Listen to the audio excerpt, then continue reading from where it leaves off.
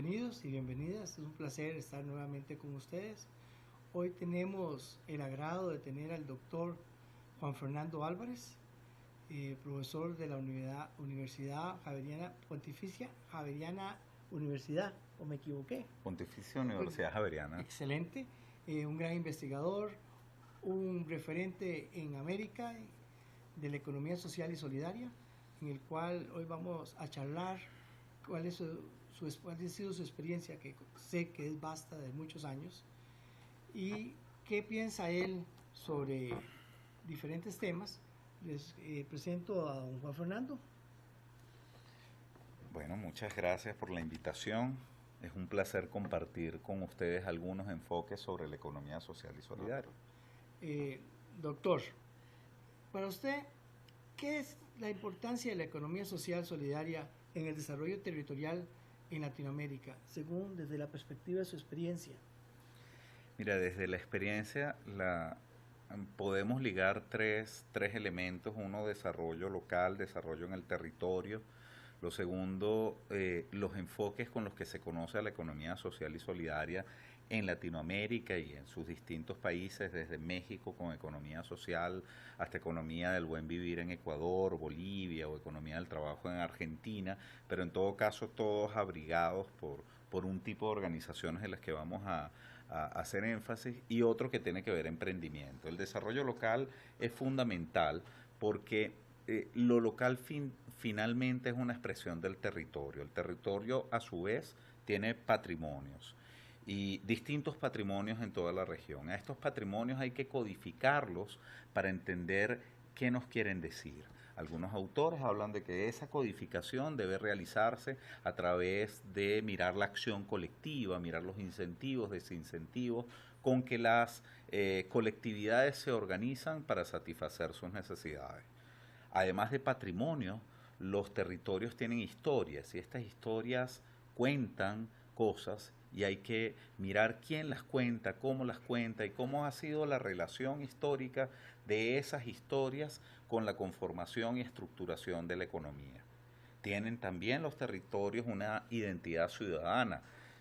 Nos preguntamos cómo se llega al territorio, cómo se ha ocupado, cómo sobrevivimos en él, y qué historias se han vivido y hacia dónde vamos. En muchas de estas identidades, expresiones de lo que vamos a llamar economía social y solidaria son fundamentales para identificarlo. Bueno, y finalmente, obviamente, las organizaciones civiles como respuestas organizadas a distintas necesidades, a distintas iniciativas que configuran esto que hemos de llamarlo local. En lo local, muchas veces en nuestros países de Latinoamérica, al menos en mi experiencia, se ha planteado el desarrollo como un tema absolutamente técnico. Basta con una política pública de formalización de empresas. El único tipo de hacer empresas para estas políticas son las empresas de corte capitalistas. Se hacen unos cursos para organizar empresas y se acabó el problema. Luego, simplemente se otorgan créditos. Los créditos incluso pueden sustituir la dotación de bienes públicos. Con esto se financian emprendimientos individuales y supuestamente, al menos es el imaginario, se garantiza el éxito si se logra aplicar un buen plan de trabajo. Otro imaginario común es que la formalización conduce a la competitividad y que solo hay una forma de hacer empresa. Solo hay un objetivo misional: crecer y ganar dinero. Pero bueno, esto ha tenido otras lecturas y nuestros territorios tienen vasta experiencia en dar lecturas diferenciadas al respecto. Lo primero que hay que precisar es que hay varios tipos de organizaciones. La organización no se agota con el enfoque empresarial capitalista. Hay otros tipos de organizaciones, hay otras formas de hacer empresa privada, y una de ellas, por supuesto, tiene que ver con las organizaciones que nos corresponde estudiar. Empresas donde el lucro es un medio para generar satisfactores. Dicho esto, tenemos que plantear que si en los territorios se promueve una sola forma de ver la empresa, la capitalista, reitero, tiene incidencias en lo jurídico, de manera que las leyes tienden a actuar y a equiparar a organizaciones sociales, a organizaciones con fines distintos a la maximización de utilidades netas totales, las tiende a equiparar con las organizaciones que sí maximizan utilidades netas totales. Y eso genera desincentivos, obviamente, para el cumplimiento del objeto social.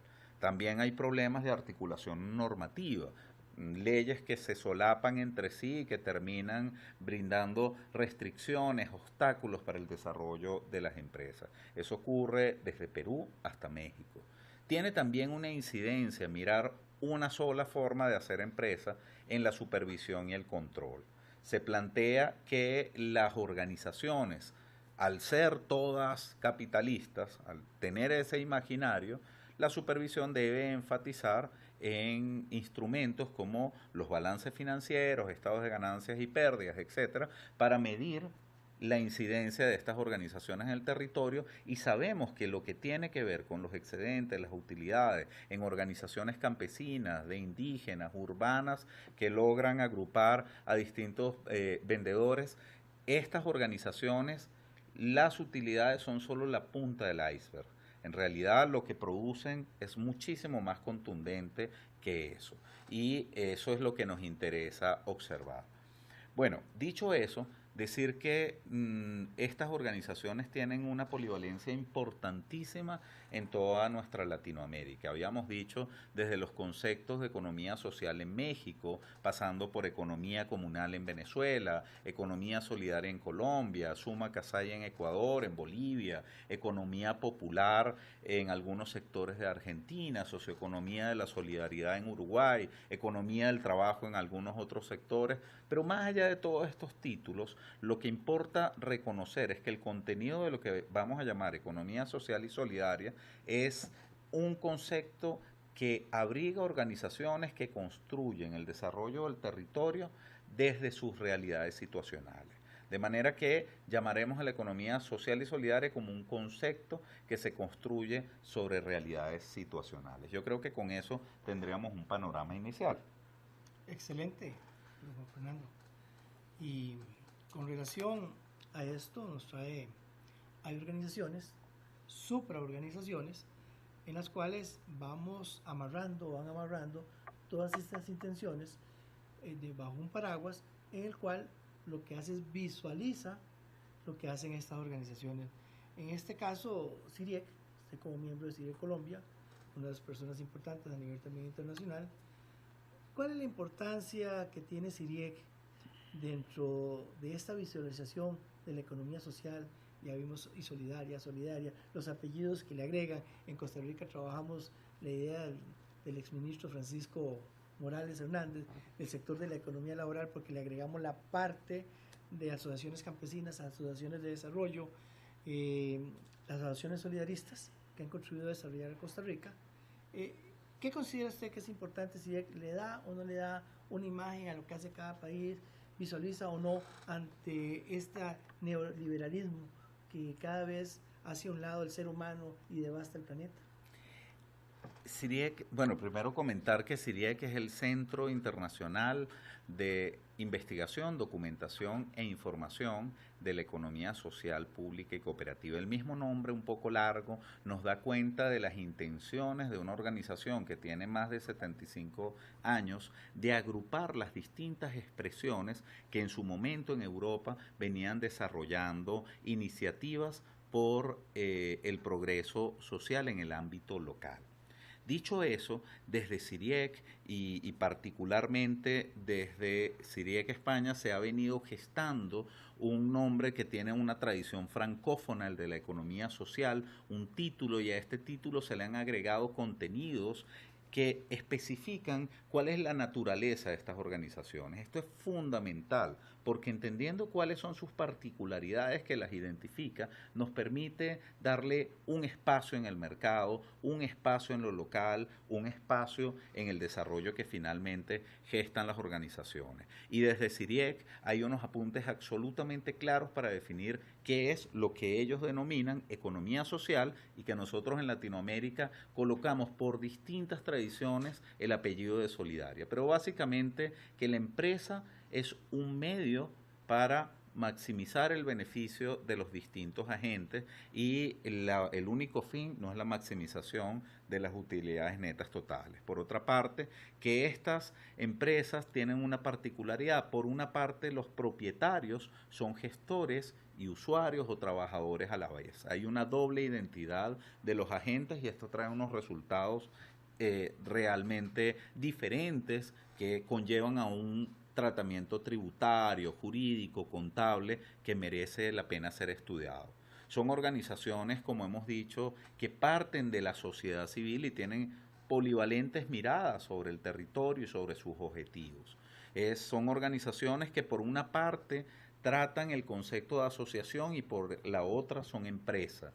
Obviamente entonces son de naturaleza privada, pero tienen incidencia pública e incidencia colectiva en cada uno de los asociados.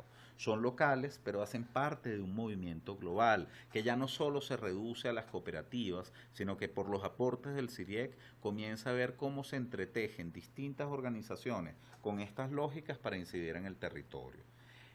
Además de ello, valorizan integralmente el accionar colectivo y el patrimonio cultural de cada una de las regiones donde se asientan. Fortalecen, por supuesto, la democracia a través de la participación, que es fundamental, es un criterio básico en estas organizaciones frente a otras. La democracia en todas las cosas, la democracia en la gestión, en la participación, en la toma de decisiones. Y ello las lleva a ser autogestionarias. Y finalmente, en el caso latinoamericano, y eso las lecturas de CIRIEC nos han aportado muchísimo, permiten identificar cómo estas organizaciones que en los mercados actúan como empresas propician otras formas no hegemónicas de consumir, de producir y de comercializar sus bienes y servicios. En definitiva, son formas alternativas de hacer economía que están generando incidencia en el territorio y que tienen plena sintonía con los criterios de sostenibilidad que buscamos como nuevos arreglos planetarios. Muchas gracias, doctor Álvarez, por su participación, la cual le agradecemos y le deseamos una feliz estancia aquí en Costa Rica, su país. Este país que siempre lo estamos esperando con las manos abiertas y esperamos contar con usted muy pronto para que nos siga dando cátedra.